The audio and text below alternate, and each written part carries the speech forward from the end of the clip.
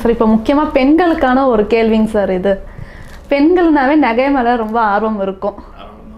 அந்த நகையோட விலை உயர்வு ஏற்படுமா? யாருக்கெல்லாம் நகையை சேர்க்கக்கூடிய யோகம் இருக்குங்க சார்? 2 கேள்வி கேட்டிருக்கீங்க. அதாவது பெண்கள் நகை வாங்குவாங்களான்னு ஒரு கேள்வியும், நகையோடைய விலை உயருமா, அதாவது தங்கத்தின் விலை உயருமான்னு கேட்டேன். கண்டிப்பாக விலை உயர்ந்துட்டு தான் இருக்கும்.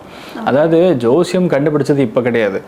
பராசரர்லேருந்து நீங்கள் யாரோ எடுத்துக்கலாம். அவங்களாம் வந்து நம்ம கண்ணில் கூட பார்த்தது கிடையாது. அவங்களுடைய ரூபத்தில் இருக்கிறதுலே பொன்னான விஷயம்னு சொன்னால் மஞ்சளுக்கு கொடுத்துருக்காங்க.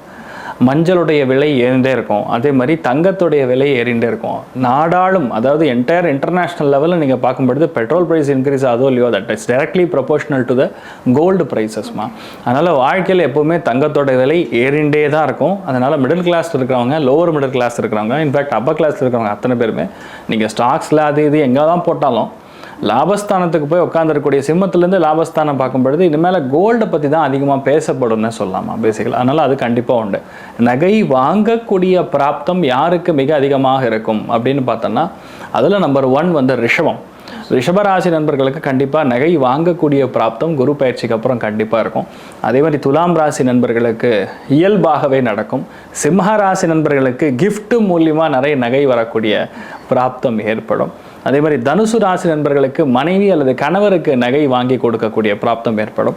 கும்பராசி நண்பர்களுக்கு வரதட்சணையாக இல்லை யாரோ ஒருத்தர் பெரிய ஒரு உங்களை சார்ந்து இருக்கக்கூடிய நம்பர் மூலிமா உங்களுக்கு அந்த ஒரு தங்கம் வரக்கூடிய பிராப்தம் ஏற்படும். குழந்தைகளுக்கு கூட நீங்கள் நகை வாங்கி கொடுக்கக்கூடிய ஒரு பிராப்தம் ஏற்படும்மா.